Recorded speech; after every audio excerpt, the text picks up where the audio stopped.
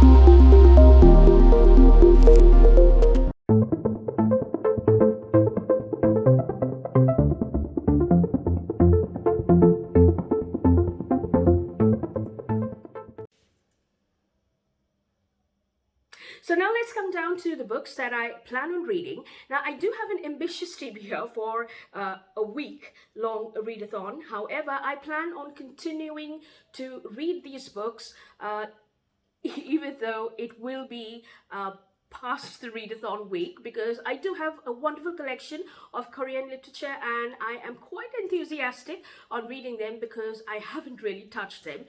So we do have some prompts which have been created by the hosts of this readathon, and they're absolutely wonderful.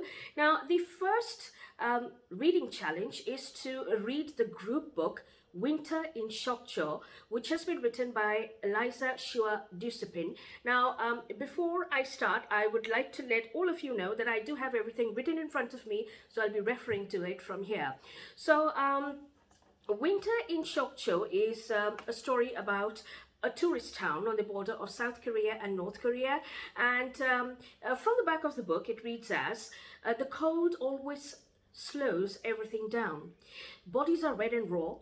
The fish turn venomous beyond the beach gun points out from the north watchtowers.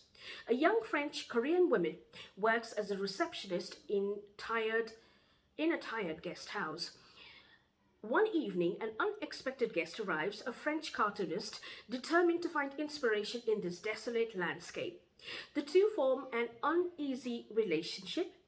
When she agrees to accompany him on trips to discover an authentic Korea, they visit snowy mountaintops and dramatic waterfalls and cross into North Korea. But he takes no interest in sokcho. She knows the gaudy neon lights, the scars of war, the fish market where her mother works. As she's pulled into his vision and taken in by his drawings, she strikes upon a way to finally be seen. So this is going to be a very interesting read, and in fact it fulfills all the prompts. So of course this is the first book that I will be reading. Now the next reading challenge is to read a book which has been translated from Korean, and for this prompt I am reading Yoongjin Jeong, I hope I got the pronunciation correct, The Good Son, and this has been translated from Korean. And from the back of the book it reads as, Yoongjin is a model student, a successful athlete and a good son. But one day he wakes up covered in blood. There is no sign of a break-in and there is a body downstairs. It is the body of someone he knows all too well. Yoon-jin struggles to piece together fragments of what he can remember from the night before. He suffers from seizures and blackouts. He knows he will be accused if he reports the body, but what to do instead? Faced with an unthinkable choice, Yoon-jin makes an unthinkable decision. So I'm quite looking forward to this. It seems to be very interesting. So this would be the book that I'm reading for this particular challenge. Now, our next reading challenge is to read a graphic novel or a manhwa or a webtoon, and for this I have chosen The Kingdom of the Gods, which has been written by In-wan and has been illustrated by Kyung-il Yang. And from the back of this graphic novel, it reads as: years of war and famine have plunged Yesun into chaos. The young Prince Yi-moon, having lost all his bodyguards to an assassination attempt, has no choice but to turn to the mountain bandit Jae-ha for help. But as the likely pair race to find safety in a world gone mad, it becomes horrifyingly clear that humans aren't the only thing they must fear. In a bonus story, a secluded island becomes a private battlefield as the notorious Japanese criminal Ju and the infamous Korean felon Han face off against each other, but they aren't the only ones on the island. So that's the next book that I am going to read. And also, interestingly, this particular graphic novel has also inspired the Netflix series The Kingdom. So I will be trying my best to watch that Netflix series while I read this particular graphic novel. Now, our next reading challenge is to read a historical fiction novel. So for this, I have chosen Mary Lynn's White Chrysanthemum. And from the back of the book, it reads as: look for your sister after each dive. Never forget, if you see her, you are safe.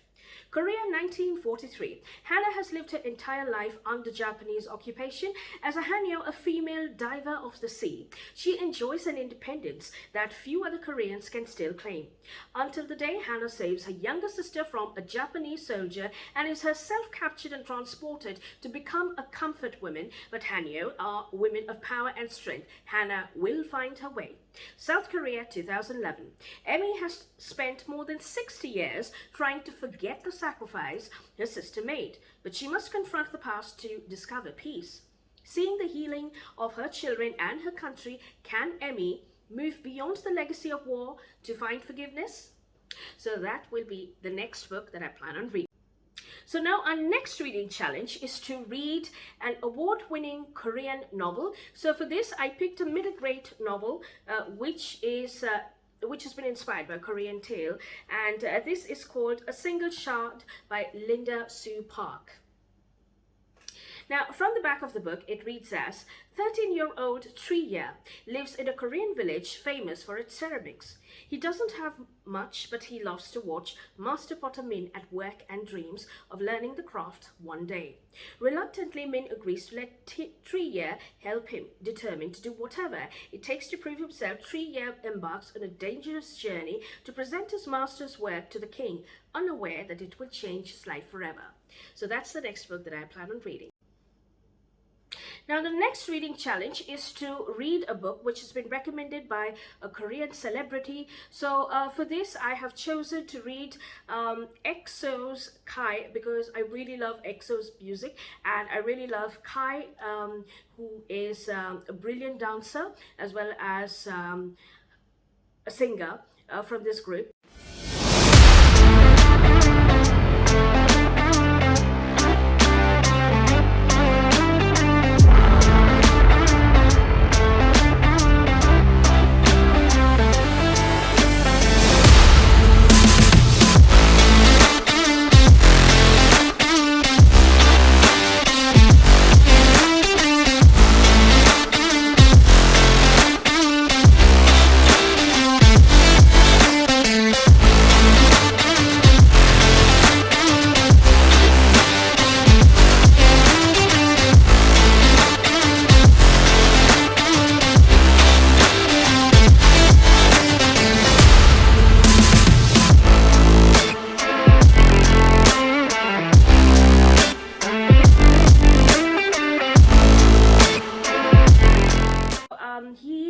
was a suggestion of reading The Devotion of Suspect X by Kigo Higashino.